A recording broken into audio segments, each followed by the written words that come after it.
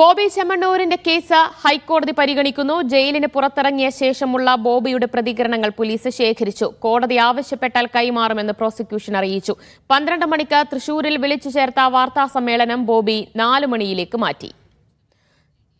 Lydia Jacob വിവരങ്ങൾ നൽകും. Lydia, ഇപ്പോൾ കേസ് വീണ്ടും പരിഗണിച്ചുകൊണ്ടിരിക്കുകയാണ്. എന്താണിപ്പോൾ കോടതിയിൽ നിന്ന് സംഭവിച്ചുകൊണ്ടിരിക്കുന്നത്? നിരുപാധികം മാപ്പ് പറഞ്ഞിരിക്കുകയാണോ ബോബി ചെമ്മണ്ണൂർ?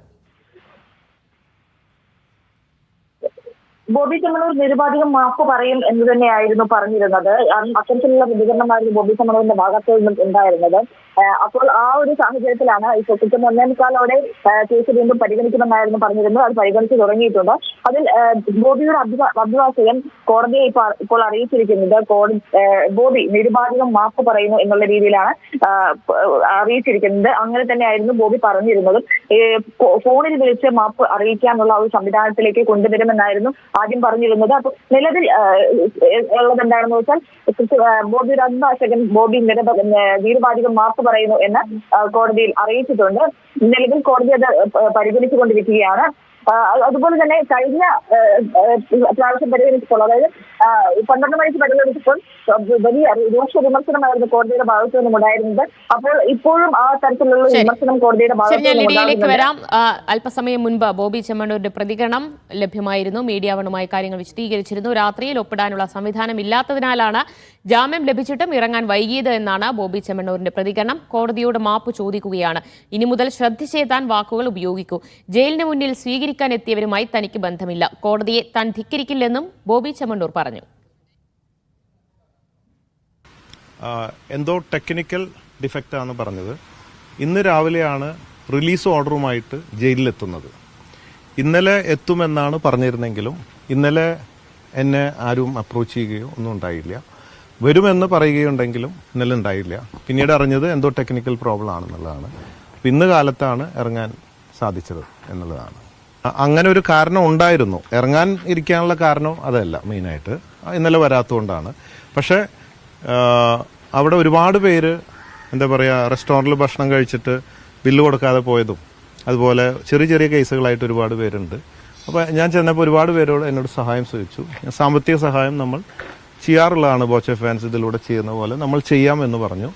അങ്ങനെ ചെയ്യാമെന്നും മാത്രമല്ല, അതിനോട് ബന്ധപ്പെട്ടിട്ട് അങ്ങനെ കണ്ടപ്പോൾ എനിക്കൊരു അങ്ങനത്തെ ഒരു ലീഗൽ എയ്ഡ് സംവിധാനങ്ങൾ ചെയ്യണമെന്ന് തോന്നി. നമ്മൾ പല പ്രവർത്തനങ്ങളിൽ അതിനെക്കുറിച്ചൊക്കെ അവിടുന്ന് സംസാരിക്കുകയും പിടിക്കുകയൊക്കെ ഉണ്ടായി.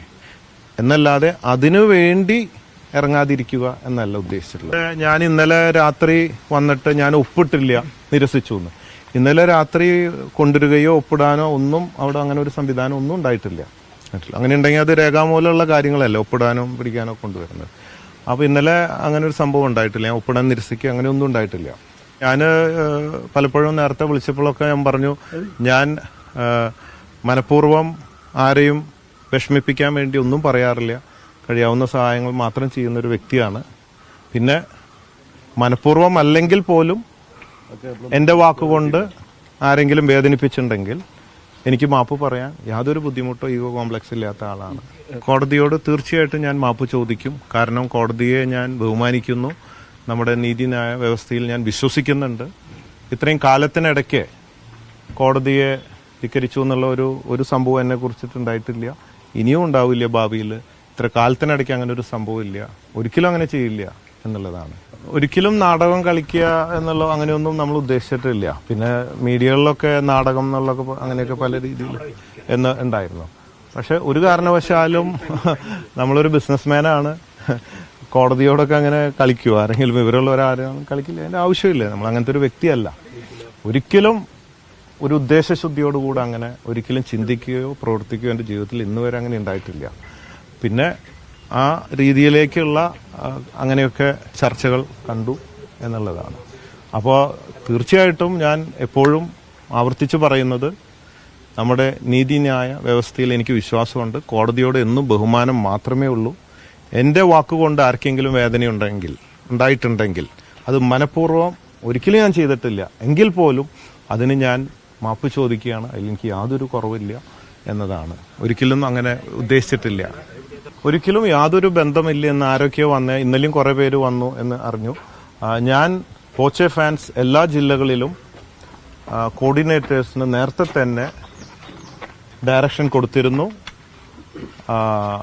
ഒരു കാരണവശാലും ജയിലിലേക്ക് ആരും വരരുത്, അവിടെ വന്ന് തിക്കും തിരക്കുണ്ടാക്കിയാൽ ഇതൊക്കെ എന്നെയാണ് ബാധിക്കുക, അതുകൊണ്ട് ആരും തന്നെ അങ്ങോട്ട് വരേണ്ടതില്ല, എല്ലാം ഞാൻ പുറത്തു വന്നിട്ട് സന്തോഷപരമായിട്ട് നമുക്ക് പിന്നെ കൂടാം എന്ന് ഉള്ള നിർദ്ദേശം എല്ലാ ജില്ലകളിലും ബോച്ചെ ഫാൻസ് ചാരിറ്റബിൾ ട്രസ്റ്റ് കോർഡിനേറ്റേഴ്സിന് ഡയറക്ഷൻ നേരത്തെ കൊടുത്തതാണ്. പിന്നെ വന്നിട്ടുള്ളത് ആരാണ് എന്താണോ എന്നൊന്നും യെസ്, ജയിലിൽ നിന്ന് പുറത്തിറങ്ങിയ ശേഷം കരുതലോടുകൂടി തന്നെയാണ് ബോബിയുടെ പ്രതികരണം. മുൻപ് ബോബി ചെമ്മണ്ണൂർ പ്രതികരിക്കാറുള്ളത് പോലെയല്ല, വാക്കിൽ മിതത്വവും കരുതലും നമുക്ക് കാണാൻ കഴിയുന്നുണ്ട്.